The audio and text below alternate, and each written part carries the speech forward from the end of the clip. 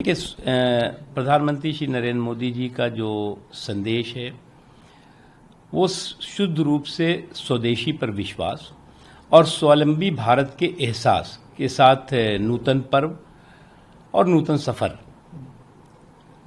के संकल्प से भरपूर है।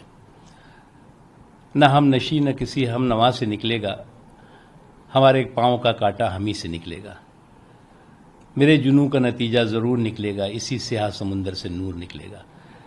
तो ये जो हमारे कोरोना का कहर है, वो कोरोना का कहर हमारी ज़िंदगी का जहर न बने, इसलिए हम प्रधानमंत्री जी ने कहा सावधानी, संयम और अनुशासन के साथ जान भी है और जहान भी है कि सफ़र पर हम निकल पड़ेंगे। और निश्चित तौर से प्रधानमंत्री नरेंद्र मोदी जी ने जिस भारत को जिस अपनी ताकत का एहसास कराया है, जिस स्वावलंबी भारत का एहसास कराया है, स्वाभिमानी भारत का एहसास कराया है, आत्मनिर्भर भारत का एहसास कराया है, वो उस एहसास के साथ, उस संकल्प के साथ आज भारत और भारत के लोग आगे निकल रहे हैं। और निश्चित तौर से जिस बात को प्रधानमंत्री जी ने कहा है कि जो लोकल है उस पर हमें वोकल भी होना है और उसे ग्लोबल भी करना है। तो निश्चित तौर से जो हमारा स्वदेशी का हमारा जो विरासत है, स्वदेशी की विरासत आज की नहीं है, हमारी सदियों पुरानी स्वदेशी की विरासत है, जिसकी की धाग और जिसकी की चमक और धमक पूरी दुनिया में है। लेकिन निश्चित तौर से हमें अगर वोकल होकर के हम उसको अपनाएंगे, स्वीकार करेंगे, तो आने वाले दिनों में हम निश्चित तौर से यही लोकल आज ग्लोबल का रूप लेगा। और भारत, जिस स्वावलंबी भारत की, जिस स्वदेशी के संकल्प से भरपूर भारत की कल्पना हमारे पूर्वजों ने भी की थी और आज हमारे प्रधानमंत्री नरेंद्र मोदी जी ने की है, वो साकार होगी।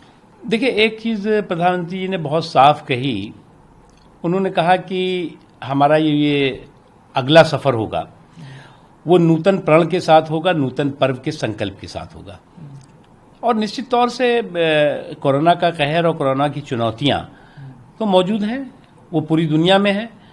लेकिन अगर आप देखें तो प्रधानमंत्री नरेंद्र मोदी जी के नेतृत्व में जिस मजबूती के साथ कोरोना के खिलाफ इस लड़ाई में कोरोना के योद्धाओं ने हिस्सेदारी भागीदारी की, देश के 130-135 करोड़ लोगों ने संयम के साथ, अनुशासन के साथ जो भी दिशा निर्देश थे उनका पालन किया, और राज्य सरकारों ने बहुत मजबूती के साथ इस लड़ाई में हिस्सेदारी भागीदारी की। उसका नतीजा है कि कोरोना की मारक क्षमता भारत में कमज़ोर हुई है, ख़त्म नहीं हुई है, कमज़ोर हुई है।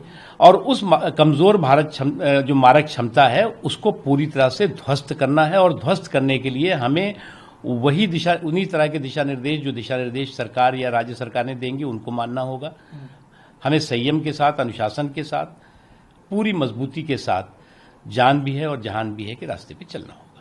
सर, वित्त मंत्री श्रीमती सीतारमण जी हैं, वो अनाउंस करेंगे कि कौन कौन से सेक्टर में कितने पैसे क्या है। देखिए, अब आपको मैं बताऊं, आज वित्त मंत्री जी, जैसा कि प्रधानमंत्री जी ने कहा है कि पूरा विस्तार से 1 by 1 आज के बाद से वो बताना शुरू करेंगी। और इंतज़ार करिए, जो भी होगा शुभ शुभ होगा। सर, हमारे वेस्ट बंगाल की सीएम ममता बनर्जी का ये कहना है कि जीएसटी स्टेट को नहीं मिल रहा है, ब्यूरोक्रेट्स के साथ जो बातचीत हो रही है, लगातार मीटिंग भी हो रही है प्रधानमंत्री मोदी जी के साथ 2 महीने में 52,000 करोड़ का उन्होंने एक पैकेज का। मैंने कांग्रेस के नेताओं का भी रिएक्शन देखा, कुछ और रिएक्शन देखा।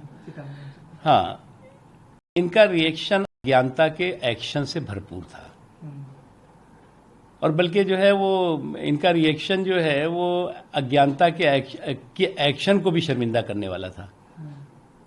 अरे भाई, अगर आपको जो है वो इसी कहते हैं ना कि तर्कों की कंगाली व्यक्ति को कुतर्कों का मवाली बना देती है। तो अगर आपके पास जो है ज्ञान नहीं है, इतना से फौरन कूद करके आप जो है वो इसको सिर्फ विरोध करना है इसलिए विरोध करें। अरे, इस संवेदनशील वक्त में हम सबको मिल करके इस लड़ाई को लड़ना भी चाहिए और इस लड़ाई पर विजय पताका फहरानी भी है। इसमें किसी को क्रेडिट डिस्क्रेडिट का सवाल ही नहीं पैदा होता है। ये एक अंतर्राष्ट्रीय आपदा है और हमारे भारत में सभी लोग इसमें एकजुट होकर के काम कर रहे हैं। इसलिए मुझे लगता है कि कन्फ्यूज़न क्रिएट करना कहीं ना कहीं अफवाहें फैलाना, मिस इन्फॉर्मेशन कैंपेन चलाना, ये कतई ठीक नहीं है और किसी भी रूप में जो लोग कर रहे हैं उनके भले में नहीं, के लिए नहीं है।